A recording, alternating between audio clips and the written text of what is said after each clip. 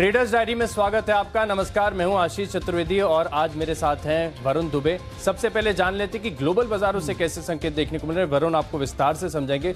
Varun, setup कैसा लग रहा है? देखिए, सेटअप तो कहीं ना कहीं ढीला है। एक तो यूएस मार्केट अगर आप देखें तो फेड की मीटिंग के पहले कहीं ना कहीं वहाँ सुस्ती देखने मिली, वो एक चिंता की बात है। एशियन मार्केट्स अगर आप देखें तो ज़्यादातर मार्केट्स या तो फ्लैट है या तो लाल निशान में काम कर रहे हैं। एसजीएक्स निफ्टी को आप देख लीजिए, करीब 25-30 पॉइंट के आसपास की गिरावट है। डाउ फ्यूचर में भी कोई ज़्यादा तेज़ी नहीं है, वहाँ भी फ्लैट कारोबार हो रहा है। तो कहीं ना कहीं जो ओवरऑल संकेत देखने मिल रहे हैं आज इंडियन मार्केट्स के लिए, ग्लोबल संकेत जो है वो थोड़ी वीकनेस की तरफ यहाँ संकेत दे रहे हैं। नो डाउट कच्चा तेल अगर आप देखें तो कच्चे तेल में थोड़ा उछाल आया है, लेकिन उसका रीज़न कुछ और है। उसका रीज़न जो हरिकेन आ रहा है या फिर जो तूफान की आशंकाएं हैं, उसके चलते वहाँ कहीं ना कहीं कच्चे तेल में बढ़ोतरी देखने मिल रही है। लेकिन उसके अलावा कोई बहुत बड़ी बात नहीं है जिसकी वजह से कच्चे तेल में भी बढ़ोतरी देखने मिले। $40 के ऊपर ब्रेंट जा चुका है, लेकिन डिमांड को लेकर अभी भी हालात ठीक हुए नहीं है। तो ग्लोबल सेटअप अगर आप देखें तो थोड़े आज सुस्ती भर रही है, तो शायद थोड़ी दिक्कत ग्लोबल संकेत से हमें आज देखने मिल सकती है, ये बात तो तय। बिल्कुल, तो ग्लोबल सेटअप कमज़ोर है, लेकिन आज की जो सूची है इसके ऊपर फोकस कर लेते हैं जल्दी से। पहले ये जानते हैं कि आज कितने स्टॉक जो है लिस्ट में बिकवाली के होंगे, कितने खरीदारी के। वरुण, सबसे पहले मैं अपना बता दूं कि मेरे पास केवल 3 स्टॉक ऐसे होंगे जहां पर बिकवाली करनी है। मेरा रुझान अभी भी मान लीजिए कि आप पॉजिटिव भी बना हुआ है, और एक हो सकता है कि अगर आप ओपनिंग थोड़ी सी निचले स्तरों पर देखें तो एक रिकवरी भी मैं एक्सपेक्ट कर रहा हूँ। आपने कैसा फोकस रखा है? डेफिनेटली देखिए, रिकवरी शायद होगी, क्योंकि इसके पिछले कुछ दिनों से हमने जिस तरह से ट्रेंड देखा है, और खासकर कल आपने देखा कि किस तरह 11,500 के ऊपर जाते निफ्टी ने अच्छी खासी तेजी दिखाई। तो ट्रेंड जो सेटअप है भारतीय बाजारों के लिए वो तो अभी भी पॉजिटिव है, लेकिन कुछ बातों पे आपको ध्यान देना है। एक तो ग्लोबल थोड़ा वीक, दूसरा इंडिया चाइना के बीच में अगर कोई भी खराब खबर निकल के आई, भगवान ना करे ऐसा कुछ हो, लेकिन वो मार्केट के ऊपर एक बहुत बड़ा हैंगओवर जो है वो रहेगा। इसके अलावा एक बात पे आपको और फोकस करनी है कि निफ्टी का पी जो है वो अपने लाइफ हाइस पे पहुंच चुका है, तो इसके ऊपर भी आपको नजर रखनी है। और इसके लिए कहीं ना कहीं थोड़ी सुस्ती शायद आज रहेगी। अगर आप ट्रेंड देखें मार्केट का तो वो अभी भी अप है। तो चलिए, इंटरेस्टिंग डे है, जल्दी से शुरुआत कर लेते हैं। और पहली जो कैटेगरी है कैश का स्टॉक, वहां से शुरुआत करना चाहूंगा। और मैं देखिए, मेरा कहीं ना कहीं अगर आप देखें तो अभी भी जो कंफर्ट लेवल है वो फार्मा स्टॉक्स के साथ काफ़ी ज़्यादा बना हुआ है। मैं मान रहा हूँ कि बाजार में अगर गिरावट भी होती है तो जो डिफेंसिव प्लेज हैं वहाँ पर अभी भी आपको स्ट्रॉन्ग बाइक देखने को मिल सकती है। पहला स्टॉक है मेरा जाइडस के अंदर चर्चा होती हुई दिखी, लेकिन कल के सत्र में स्टॉक ने काफ़ी बढ़िया ब्रेकआउट दिया। कल अगर आप इंट्राडे बेसिस पर देखें तो जोरदार उछाल देखने को मिला था। अच्छे वॉल्यूम्स के साथ इस स्टॉक में खरीदारी देखने को मिली थी, और मुझे लग रहा है कि ये ट्रेंड जो है जारी होते हुए नजर आएगा। और आज भी आप कम से कम 3 से 5% के अप आपको देखने को मिल सकते हैं। जाइडस वेलनेस कैश का स्टॉक है, यहाँ पर खरीदारी करनी है 1840 रुपए के लक्ष्य के लिए। 1750 रुपए का आपको एक स्टॉप लॉस लगाना होगा। वरुण, आपने कौन सा कैश का स्टॉक चुना है आज? ओके, देखिए, पिछले कुछ दिनों में आपने देखा कि अब मिड कैप से कहीं ना कहीं फोकस आते जा रहा है, और लोग उन स्टॉक्स पे ज़्यादा फोकस कर रहे हैं जिनको लोग शायद भूल गए थे। तो ऐसा ही एक स्टॉक है, और वो है आयन एक्सचेंज। आपको याद होगा इस काउंटर में राकेश झुनझुनवाला ने जब करीब 5% के आसपास की हिस्सेदारी खरीदी थी, तो किस तरह का रुझान, किस तरह की तेजी इस काउंटर में देखने मिली थी। एक समय था ये काउंटर 1000 के ऊपर जा चुका था, लेकिन पिछले कुछ समय में लोग इसको भूल चुके हैं। कंपनी का धंधा अच्छा है, वेस्ट वाटर मैनेजमेंट में ये कंपनी है। इसके अलावा इस वेस्ट वाटर मैनेजमेंट में जो केमिकल होता है उसके धंधे में भी कंपनी है। तो काफ़ी सारे ट्रिगर्स है जो कि यहाँ से बताते हैं कि शायद आपको इस काउंटर में अच्छी खासी तेज़ी आने वाले दिनों में देखने मिल सकती है। ये वो काउंटर होगा जो फिर से एक बार लोगों के रडार पे आएगा, और कहीं ना कहीं फंड्स के रडार पे आ सकता है। इसके लिए खरीदारी करके चलनी चाहिए आपको। फिलहाल 795 के टारगेट के लिए आपको इसको अप्रोच करना चाहिए। 742 के आसपास का स्टॉप लॉस इस काउंटर में रखे। आज का फ्यूचर्स का जो मेरा काउंटर है वो है पिरामल एंटरप्राइजेस। अब देखिए, वैसे भी पिछले कुछ दिनों में कुछ काफ़ी हलचल इस काउंटर में देखने मिली है। अब खबर ये निकल के आ रही है कि जो ब्लैकस्टोन पार्टनर्स ग्रुप है उसके तरफ से बयान आया कि जो पिरामल ग्लास है उसको खरीदने के रेस में शामिल है, और करीब करीब $100 करोड़ के आसपास की जो वैल्यूएशन है उसकी संभावना है। तो इसके चलते आज इस काउंटर, इस खबर के चलते आज इस काउंटर पे आपको तेज़ी देखने मिल सकती है। 1420 के लक्ष्य के लिए आज आपको इस काउंटर को ट्रैक करना चाहिए। तेज़ी इस काउंटर में ज़रूर बनेगी। तो स्टॉक स्पेसिफिक, न्यूज़ स्पेसिफिक तेज़ी पे मेरा फोकस ज़्यादा है। देखिए, फ्यूचर्स कैटेगरी में भी मैंने जो है फार्मा काउंटर को ही चुना है, ग्लेनमार्क फार्मा। कल के सत्र में आपने देखा था कि 3 से 3.5% का मूव देखने को मिला था। मैं दिन के दौरान बहुत क्लोजली स्टॉक को वॉच कर रहा था। यहाँ पर खरीदारी करनी है। ट्रेंड अगर आप देखें तो अच्छी गिरावट के बाद, और अच्छी बात यह भी है कि अगर आप आर्ली चार्ट्स पर देखेंगे तो आपको एक इन्वर्स हेड एंड शोल्डर नजर आएगा। डेली चार्ज भी काफ़ी ज़्यादा कंफर्टेबल है। हालांकि कल जो स्टॉक है इसने लगभग 500 का स्तर छूने का प्रयास किया था, सफल नहीं हुआ। लगभग 499 के आसपास का हाई है। मुझे लग रहा है कि एक बार ये हाई जो है फिर से अटेम्प्ट करेगा, और एक बार 500 का जो अहम रेजिस्टेंस है ये स्टॉक में पार हो गया तो आपको 512 से 517 तक के स्तर देखने को मिल सकते हैं। 492 एक अहम रेजिस्टेंस था, जिसके ऊपर की क्लोजिंग कल हमने देखी है 492.85 के आसपास फ्यूचर्स में बंद हुआ है। तो मुझे लग रहा है कि कंटिन्यूएशन मूव जारी होते हुए दिखेगा। और बार बार मैं आपसे कह रहा हूँ कि फार्मा काउंटर्स में अभी भी स्ट्रेंथ बरकरार देखने को मिल रही है। पहला लक्ष्य होगा 512, क्रॉस कर जाता है तो ट्रेल करके 517 तक के लक्ष्य के लिए आप यहाँ पर खरीदारी करके चल सकते हैं। स्टॉप लॉस आपको बेहद स्ट्रिक्टली फॉलो करना होगा 484 रुपए का। अगली कैटेगरी भी एफएनओ स्पेस ही है और ऑप्शंस का ट्रेड जो है आज चुनना और मैंने निफ्टी बैंक को चुना है। थोड़ा सा अगर आप देखेंगे तो कॉन्ट्रा समझा जाएगा, क्योंकि फिलहाल अगर आप एसजीएक्स निफ्टी को देखें तो लाल निशान में कारोबार कर रहा है, लेकिन जो निफ्टी बैंक का सेटअप है वरुण, वो मुझे काफी ज्यादा पसंद आ रहा है। खासतौर पर अगर आप देखें तो मैं बाकी सारी चीजों को असाइड रखे अगर केवल चार्ट्स देखूं तो चार्ट्स कहीं ना कहीं स्ट्रेंथ इंडिकेट कर रहे हैं। और कल के सत्र में भी हमने देखा था कि निफ्टी बैंक में कंपेरेटिवली एक स्ट्रेंथ नजर आ रही थी और मुझे लग रहा है कि अगर आज गिरावट के साथ भी ओपनिंग होती है तो दिन के दौरान आपको तेजी देखने को मिलेगी। ऑप्शंस का ट्रेड है तो ओपनिंग कैसी होती है उसके हिसाब से आपको जो है लेवल्स एडजस्ट करने होंगे।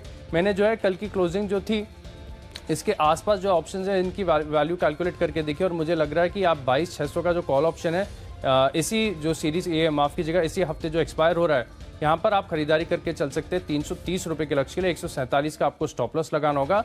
213 के आसपास की क्लोजिंग है। आप जिस तरीके से ओपनिंग होती है मैं तो ये एक्सपेक्ट कर रहा हूँ कि दिन के दौरान आपको 22,700 750 तक के स्तर देखने को मिल सकते हैं। 22,600 का कॉल ऑप्शन खरीदकर आप निफ्टी बैंक की जो तेजी है यहाँ पर फायदा उठा सकते हैं। ओके मेरा ऑप्शन का ट्रेड जो है, जैसे कि आपने बैंक निफ्टी में ट्रेड लिया है तो मैंने निफ्टी में ट्रेड लिया है। जैसे कि आप कह भी रहे कि इनिशियली शायद आपको दबाव देखने मिलेगा, तो इस इनिशियल दबाव को आपको प्ले करना चाहिए और ऐसा एक ऑप्शन लीजिए जहां पे आपको इनिशियली शायद प्रॉफिट हो, उसके बाद हो सकता है मार्केट घूम भी जाए, लेकिन ये इनिशियल प्रॉफिट के लिए आप प्ले कीजिए। इसके लिए फटाफट बता देता हूं, निफ्टी का 11,500 का पुट ऑप्शन जो है उसको आप यहां खरीद के चल सकते हैं। 112 के आसपास ये ट्रेड कर रहा है तो 140 के आसपास के लिए इनिशियल लक्ष्य के लिए आप ट्रेड कीजिए इसको। लेकिन याद रखिए स्ट्रिक्ट स्टॉप लॉस रखना, क्योंकि मार्केट का जो सेटअप है वो अभी भी पॉजिटिव है। नो डाउट ग्लोबल थोड़ा सुस्ती के संकेत दे रहा है तो उस सुस्ती को प्ले कीजिएगा, लेकिन स्ट्रिक्ट स्टॉप लॉस रखिएगा और 140 के लक्ष्य के लिए आपको इस काउंटर को ट्रेड करना चाहिए। अब चलते हैं हमारी चौथी पिक पे और वो है टेक्निकल पिक। अब टेक्निकल देखिए आज एक प्रॉब्लम है क्योंकि ग्लोबल थोड़ा कमज़ोर है, तो कहीं ना कहीं मैंने सोचा कि एक आध जो मेटल काउंटर्स है उसको प्ले किया जाए। तो ऐसा कौन सा मेटल काउंटर है जो कहीं ना कहीं थोड़ा कमज़ोरी दिखा रहा है और थोड़ा छोटा स्टॉक भी है, तो टिक साइज भी जो है उसका फर्क पड़ता है। इसके लिए नाल्को का जो फ्यूचर्स है मैंने सोचा आज के लिए आप उसको बेच के चल सकते हैं। केवल आज का ट्रेड है ये आपको याद रखना है। तो नाल्को का जो फ्यूचर्स है उसको बेच के चलिए। करीब 34.5 के आसपास एक काउंटर जो है ट्रेड कर रहा है। आपको 32.5 के लेवल्स के लिए इस काउंटर को ट्रेड करना है। हो सकता है कि लंबी अवधि में आपको शायद इस काउंटर में तेज़ी देखने मिलेगी, लेकिन आज जो है थोड़ी आपको कमज़ोरी देखने मिल सकती है ओवरऑल मेटल काउंटर्स में। और मेटल्स में मैंने ये देखने की कोशिश की टेक्निकली कौन सा काउंटर है जो सबसे ज़्यादा कहीं ना कहीं वीक नज़र आ रहा है, जहाँ पे वीकनेस को आप प्ले कर सकते हैं। तो नाल्को का काउंटर मुझे समझ में आया, इसके लिए यहाँ पे आप बेच के चलिए 32.5 के एक टारगेट के लिए। आशीष आपका टेक्निकल पे। देखिए इस कैटेगरी में मैं भी बिकवाली करना चाहूंगा। आईसीआईसीआई प्रूडेंशियल, इसके फ्यूचर्स में आपको बिकवाली करनी है। टेक्निकली अगर आप देखें तो चार्ट का जो स्ट्रक्चर है, स्ट्रक्चर बहुत कमजोर है। लगभग आप समझ लीजिए कि हेड एंड शोल्डर्स टाइप का पैटर्न बना हुआ। हालांकि इतना पिक्चर परफेक्ट नहीं है, लेकिन अगर आप थोड़ा सा प्रयास करेंगे तो आपको समझ में आएगा कि यहाँ पर एक हेड एंड शोल्डर फॉर्मेशन हो चुका है और अब हो सकता है कि पिछले 3 से 4 दिनों का जो लो है वहाँ तक ये फिर से जाने को अटेम्प्ट करो। और मुझे लग रहा है कि दिन के दौरान, क्योंकि जैसे आप एसजीएक्स निफ्टी में भी देख रहे हैं हल्की सी गिरावट देखने को मिल रही है, अगर आप चौपी ट्रेड भी होता है तो वो काउंटर जहाँ पे थोड़ी सी वीकनेस है वहाँ पर आपको फर्दर एक गिरावट देखने को मिल सकती है। आईसीआईसीआई के प्रूडेंशियल के फ्यूचर्स में आपको शॉर्ट पोजीशन लेनी है 416 रुपए के लक्ष्य के लिए। 434 का बहुत ही एक स्ट्रिक्ट स्टॉपलेस जो कि मैंने नेकलाइन के आसपास चुना है वहाँ पर आपको लगाना होगा। दिन के दौरान यहाँ पर बिकवाली देखने को मिल सकती है।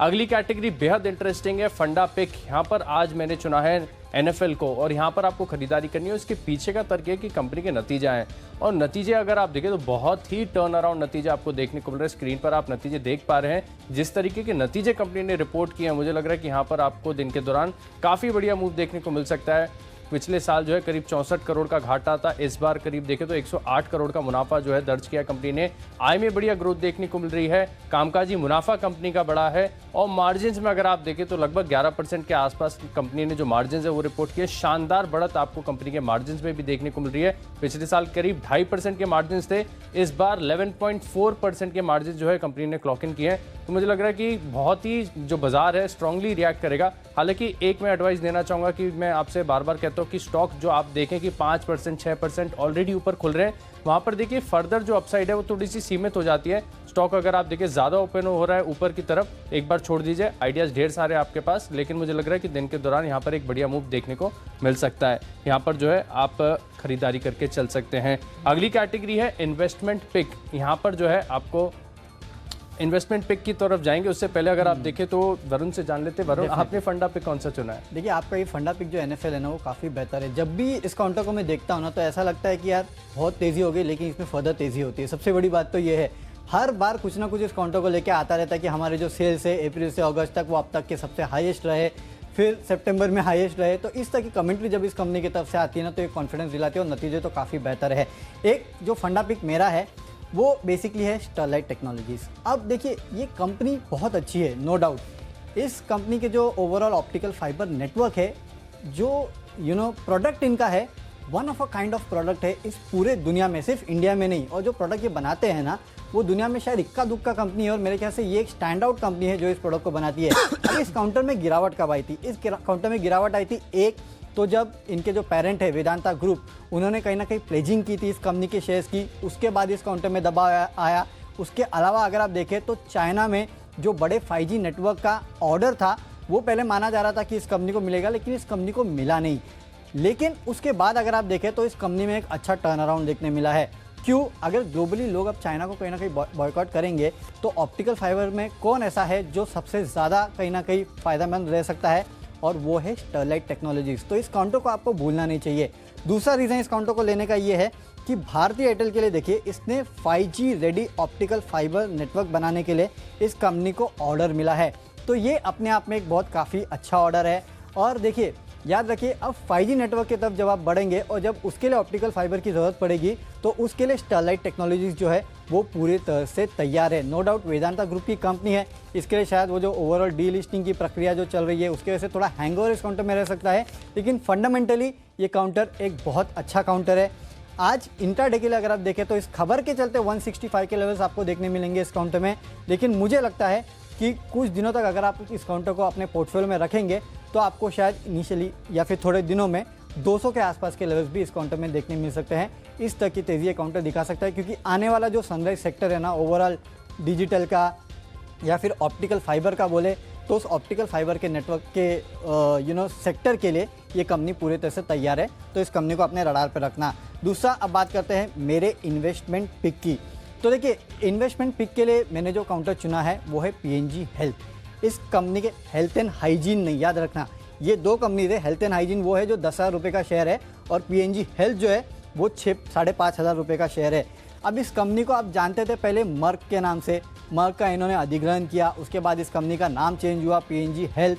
अब जब हमने देखा कि फार्मा कंपनीज में तेज़ी देखने मिली, तो काफ़ी लोगों को थोड़ा लेट याद आया कि अरे भाई, ये भी कंपनी है जो कि फार्मा के कारोबार में ही है। क्योंकि देखिए, नेजीवियन, 7 सीज, ऐसे काफ़ी सारे प्रोडक्ट्स जो है, जो न्यूट्रिशन के रिलेटेड प्रोडक्ट्स जो है वो बनाने का काम ये कंपनी करती है। और अगर ये मर्क से नाम से लिस्टेड होती ना, तो शायद इस काउंटर में अभी तक काफ़ी और तेज़ी आ चुकी होती। नो डाउट काफ़ी तेज़ी आ चुकी है, लेकिन जिस तरह के नतीजे इस कंपनी के आए हैं वो काफ़ी प्रॉमिसिंग है। आप इस कंपनी के खासकर मार्जिन्स देखिए, 23.5% से बढ़ के 26.3% पे आए हैं, यानी कि यहाँ करीब 3% के आसपास कंपनी के मार्जिन जो है उसमें इजाफा देखने मिला है। कंपनी का मुनाफा देखिए, यहाँ 11.5% के आसपास की बढ़ोतरी देखने मिली है, 44 करोड़ से बढ़ के करीब ये 49 करोड़ के आसपास आया है। और 230 रुपये प्रति शेयर का इस कंपनी ने डिविडेंड का ऐलान किया है। तो ये सभी संकेत अगर आप देखें तो ये आपको एक ही तरफ इशारा करता है कि इस काउंटर में आपको आने वाले दिनों में काफ़ी अच्छी तेज़ी और देखने मिल सकती है। PNG ग्रुप के स्टॉक्स की एक बड़ी खासियत है, ये धीरे धीरे चलते हैं। काफ़ी सारे स्टॉक्स ऐसे हैं, जैसे कि मैंने आपको फाइजर कल बताया था, फाइजर भी ऐसा है, धीरे धीरे चलता है, लेकिन ये वर्टिकल मूव दिखाता है। वैसे ही PNG ग्रुप के स्टॉक्स है। अगर आप PNG हेल्थ एंड हाइजीन को भी देख लेना, तो पूरे साल में कोई बड़े रिटर्न्स नहीं दिए हैं, लेकिन लॉन्ग टर्म चार्ट जब आप इसका निकाल के देखेंगे तो आपको पता चलेगा कि लगातार इन काउंटर्स में तेज़ी देखने मिलती है। तो वैसे ही ये काउंटर भी है PNG हेल्थ, अच्छे नतीजे आए हैं, काफ़ी कुछ टर्न अराउंड हो रहा है, एक फार्मा प्ले भी है। 6,000 के लेवल्स के लिए आपको इस काउंटर को ट्रेड करना है। फिलहाल 5,500 के आसपास ट्रेड कर रहा है। 3 से 4 महीने में आपको एक काउंटर में 6,000 के लक्ष्य जो है वो देखने मिल सकते हैं। आपका इन्वेस्टमेंट पिक आशीष? देखिए, इस कैटेगरी में मैं एक स्मॉल कैप बैंक के साथ जाना चाहूँगा। बैंक का नाम है डीसीबी बैंक। यहाँ पर आपको खरीदारी करनी है। मुझे देखिए टेक्निकली और फंडामेंटली स्टॉक काफ़ी ज़्यादा पसंद आता है। देखिए, सबसे पहले अगर आप फंडामेंटल लिहाज से अगर आप देखें तो 2015 से जो नेट एनपीएज है बैंक के लगभग 1% के आसपास ही रहे। तमाम उतार चढ़ाव आए, लेकिन बैंक ने जो अपनी एसेट क्वालिटी है उसको बरकरार रखा। और अगर आप कहीं ना कहीं देखें तो पिछली तिमाही से एसेट क्वालिटी फर्दर इंप्रूव होते हुए नजर आई। बुक वैल्यू के फिलहाल नीचे मिल रहा है। बहुत कम ऐसे बैंक्स हैं जो बुक वैल्यू से नीचे ट्रेड कर रहे हैं। यहाँ पर बुक वैल्यू को अगर आप देखें तो करीब 110 रुपए की है। कल की क्लोजिंग 92 रुपए 65 पैसे की है। ये तो रहा फंडामेंटल आधार। टेक्निकली अगर आप देखें तो दो अहम रेजिस्टेंस थे इसका, 89 और 92। दोनों के ऊपर जो है कल हमने क्लोजिंग देखने को मिली। 89 के ऊपर थोड़े दिन पहले भी इसने प्रयास किया था, वहां से भी हमने देखा था कि 89 क्रॉस होते एक जोरदार उछाल देखने को मिला था। अब कल की क्लोजिंग जो है अगर आप देखें तो 92-65 के ऊपर हुई है। कल 93-94 के आसपास तो ये स्टॉक गया था। मुझे लग रहा है कि फर्दर यहाँ पर जिस तरीके का टेक्निकल सेटअप बना हुआ है और अच्छी गिरावट के बाद जिस तरीके का स्ट्रक्चर है, मुझे लग रहा है कि डीसीबी बैंक में बहुत जल्द आपको 123 तक के स्तर देखने को मिल सकते हैं। पैटर्न फॉर्मेशन में जितना समय लगा उसके हिसाब से अगर आप ड्यूरेशन कैलकुलेट करके देखेंगे तो मुझे लग रहा है कि विद इन 6 to 9 मंथ्स ये जो लक्ष्य है ये हासिल होते हुए नजर आ जाएगा और 123 रुपए तक के लक्ष्य यहाँ पर आपको देखने को मिल सकते हैं। केवल 6 से 9 महीने तक का समय आपको इस स्टॉक को देना है। 92-65 की क्लोजिंग है, 123 रुपए का लक्ष्य है। इसको ध्यान में रखते हुए आप यहाँ पर निवेश कर सकते हैं। अगली कैटेगरी है खबरों के दम पर, जहां पर आपको एक्शन देखने को मिल सकता है और इस कैटेगरी में मैंने एक फार्मा स्टॉक को चुना है। ऑरबिंदो फार्मा कल बाजार बंद होने के बाद कहीं ना कहीं खबरें आती हुई दिखी थी कि ये जो कोरोना वैक्सीन के चलते जो ट्रायल चल रहे हैं इसमें कहीं ना कहीं अगर आप देखें तो BIRAC जो एक संस्था है यहाँ से कंपनी को कहीं ना कहीं देखें तो फेवर मिलते हुए नजर आ रहा है। मुझे लग रहा है कि अपने आप में सेंटिमेंटली बहुत ही पॉजिटिव खबर है और फार्मा स्टॉक्स की जो स्ट्रेंथ है इसकी चर्चा मैं लगातार आपसे पिछले 3 दिनों से कर रहा हूँ कि यहाँ पर जो एक ट्रेंड जिस तरीके का बना हुआ है कि बाजार की गिरावट में ये स्टॉक्स परफॉर्म कर रहे हैं, बाजार तेज होता है तब ये स्टॉक परफॉर्म करते हैं, तो जो स्ट्रेंथ है वो इनहेरेंट है और मुझे लग रहा है कि यहाँ से आपको एक फर्दर अपसाइड देखने को मिल सकती है। हालांकि कल भी अगर आप देखें तो स्टॉक अच्छा खासा चला था, लेकिन खबर इतनी बढ़िया है और जिस तरीके का कोरोना वैक्सीन का ट्रायल अगर किसी भी स्टॉक पर लग जाता है तो आप कहीं ना कहीं देखिए यहाँ पर आपको बढ़िया तेजी देखने को मिल सकती है। हालांकि थोड़े से कंजर्वेटिव लक्ष्य मैंने ध्यान में रखे हुए, 819 के आसपास की क्लोजिंग है। 860 रुपए के लक्ष्य के लिए आप यहाँ पर इंट्राडे पोजीशन ले सकते हैं और जब तक 797 के ऊपर ये स्टॉक बना हुआ है तब तक यहाँ पर ट्रेंड जो है पॉजिटिव है। ओके, मेरा खबरों वाला स्टॉक जो है वो एक हाई बीटा स्टॉक है। बेसिकली ये इंफ्रा काउंटर है, IRB इंफ्रा। अब इंफ्रा काउंटर आपको पता ही है हाई बीटा होते हैं, लेकिन इस काउंटर में एक खबर आई है और वो खबर ये है कि इस कंपनी की जो सब्सिडरी है उसने NHAI के साथ एक एग्रीमेंट साइन किया है। 8 lane access control expressway है जिसके लिए एग्रीमेंट साइन किया गया है। उसकी जो कॉस्ट है वो पूरी करीब 1240 करोड़ के आसपास है, जिसके लिए कंपनी ने बिड जो किया है वो करीब 1700-1750 करोड़ के आसपास का है। तो ये जो एग्रीमेंट साइन किया गया है उसका फ़ायदा शायद आपको आज इस स्टॉक में आते हुए दिखाई देगा, क्योंकि हाई बीटा स्टॉक है। इसके लिए आपको जो स्टॉप लॉस है वो काफ़ी स्ट्रिक्ट रखना है। मार्केट की चाल नो डाउट पता नहीं क्या होगा, क्योंकि ग्लोबल संकेत जो है वो थोड़े कहीं ना कहीं कमज़ोरी के हैं। अगर फर्दर कमज़ोरी देखने मिली तो इस काउंटर में दबाव आएगा, लेकिन अगर कमजोरी नहीं देखने मिले, मार्केट फ्लैट भी रहा ना, तो भी इस काउंटर में आपको आज अच्छी खासी तेजी देखने मिल सकती है। फिलहाल ये काउंटर जो है वो करीब 120-121 के आसपास ट्रेड कर रहा है। मेरे ख्याल से आज के लिए इस खबर के बेसिस पे आपको इस काउंटर को 130 के आसपास के टारगेट के लिए अप्रोच करना है। और जैसे कि मैंने कहा कि स्टॉप लॉस काफ़ी स्ट्रिक्ट रखिए, क्योंकि ये काउंटर जो एक हाई बीटा काउंटर है, इसके लिए 118 के आसपास का स्टॉप लॉस आप रखिए और 130 के आसपास के टारगेट के लिए इस खबर के चलते आज आप इस काउंटर को प्ले कर सकते हैं। अब बात करते हैं माई चॉइस की। तो माई चॉइस में मैंने जो काउंटर लिए हैं उसमें 2 काउंटर तो ऐसे हैं ना आशीष, जो कि ऑटो एंसिलरी है। अच्छा। और इसमें जो काउंटर है वो है एक्सेल्स। तो बेसिकली खबर ये है कि 2018 में सरकार ने चाइना वाइना से जो एक्सेल इंपोर्ट होते हैं इंडिया में, उसके ऊपर एंटी डंपिंग ड्यूटी लगा दी थी। अब इस एंटी डंपिंग ड्यूटी को जो लगाया गया था वो दरअसल कहीं ना कहीं 5 साल के लिए लगाया गया था, लेकिन फिर से इसकी जो डंपिंग है उसके ऊपर सरकार ने जांच शुरू कर दी है और इस एंटी डंपिंग ड्यूटी की मियाद की यहाँ पे एक्सटेंशन की बात की जा रही है। कुछ तो ये भी कह रहे हैं कि जो ड्यूटी है उसको भी बढ़ाया जा सकता है। नो डाउट पता नहीं क्या होगा, लेकिन हाँ, इसके ऊपर फिर से जो प्रोब है वो शुरू हो गया है। अगर ये होता है और एंटी डंपिंग ड्यूटी की मियाद को बढ़ाया भी जाता है तो इन कंपनीज के लिए वो एक बहुत बड़ा फायदा होगा। ये कंपनीज एक्सपोर्ट भी करती है, इसमें कोई डाउट नहीं, लेकिन इंडिया में अगर एक्सेल्स का इंपोर्ट जो है वो कम हो गया तो उसका फायदा इन कंपनीज को मिलता हुआ दिखाई देगा। इसके लिए GN XL जैसी कंपनी है जिसको आपको आज रडार पे रखना है। 250 के लेवल्स के लिए आप इस काउंटर को अप्रोच कीजिए और 233 का स्टॉप लॉस रखिए।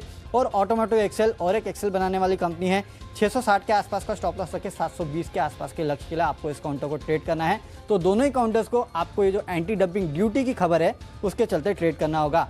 आखिरी जो मेरा काउंटर है माई चॉइस में वो एक फार्मा काउंटर है। आशीष लगातार बोल रहे हैं कि फार्मा काउंटर्स को आपको अपने रडार पर रखना चाहिए अगर मार्केट में गिरावट आती है। तो पहले भी आपको मैंने कहा था कि कैडिला ये काउंटर है जो काफ़ी कंसोलिडेट कर रहा है एक रेंज में।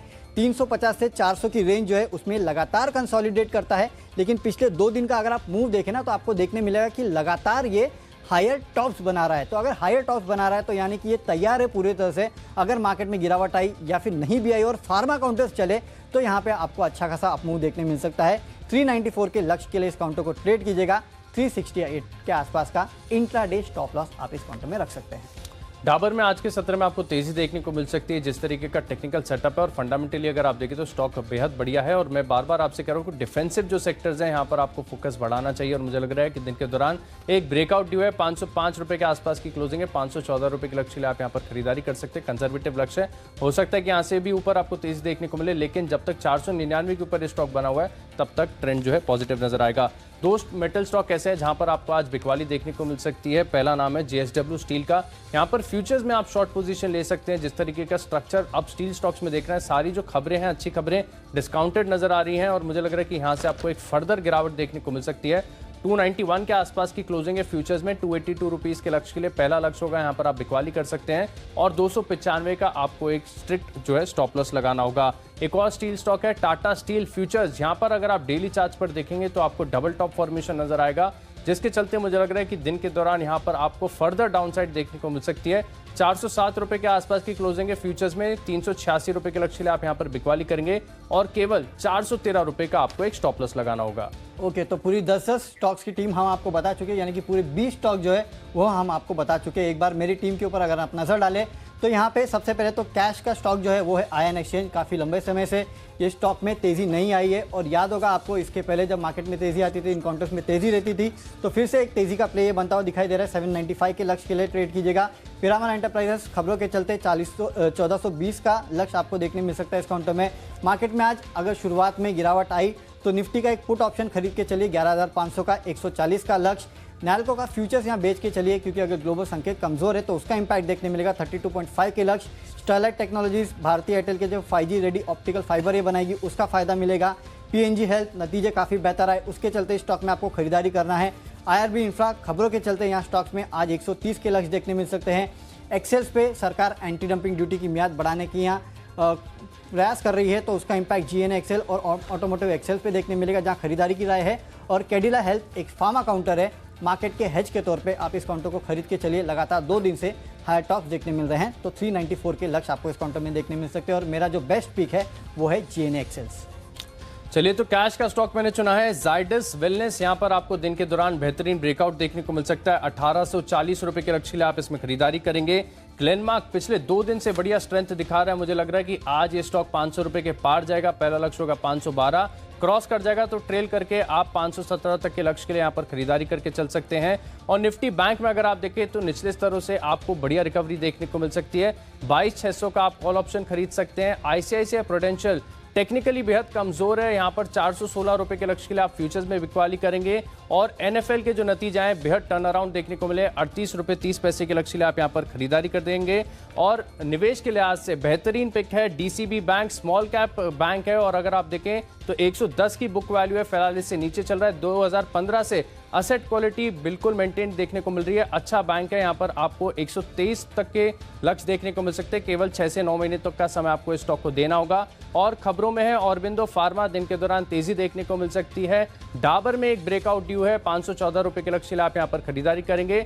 JSW स्टील और टाटा स्टील ये दोनों टेक्निकली थोड़े से कमजोर नजर आ रहे हैं, यहाँ पर आप शॉर्ट पोजीशन लेंगे।